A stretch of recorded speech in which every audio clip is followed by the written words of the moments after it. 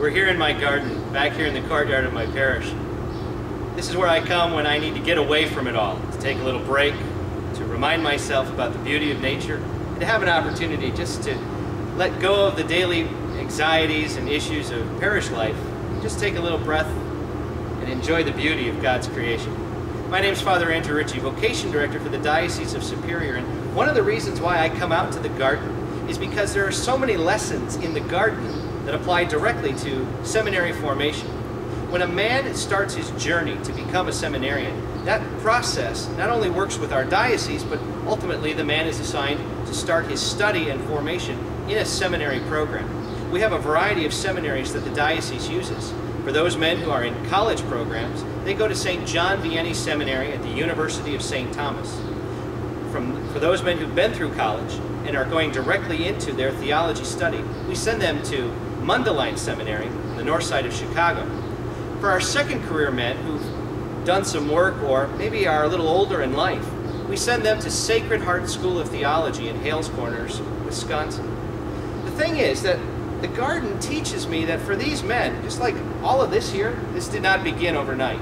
It started from seeds, small plants. It took time and effort to garden, to watch over them. I had to weed them. I had to take care of them, hoe out the weeds, make sure they got enough water, make sure they got enough sun. The seminary works the same way. The seminary takes the men, learns what their needs are and their concerns are, and then helps them grow, helps look at different parts of their life where perhaps certain things need to be encouraged and cultivated and maybe certain things need to be pruned away.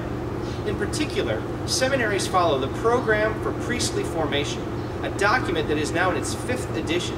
It was promulgated by our bishops based on many of the teachings of Pope Benedict and Pope John Paul II. Now, this program for priestly formation highlights 4 specific areas. First, the notion of human formation. What does it mean for a man to become a better man? How does he grow physically, mentally? How does he enhance his relationships? How does he connect with other people? How, in fact, does he foster his human life to become the best man that he can be? Now, secondly, spiritual formation. What is that man's relationship with Jesus Christ? How does he grow in his life of prayer, both privately and with others?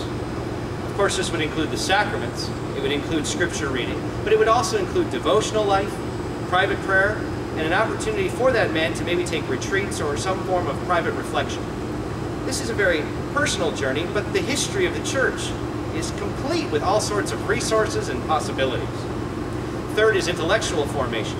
How does a man grow in his wisdom? To be a priest in our complex world today requires an enormous amount of learning and study. It requires it in the books. The intellectual formation of a seminarian allows him not only to take his studies seriously, but learn how to apply his studies into everyday circumstances and situations. Finally, there's pastoral formation. Now, this area has to do with how does that man become a shepherd, guiding a group of people within a parish context, in prayer, and in counseling situations.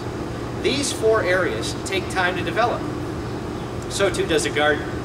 These 4 areas of formation are not always easy. And you know, you can't force them. You can encourage a man to grow, just like I encourage these plants to grow.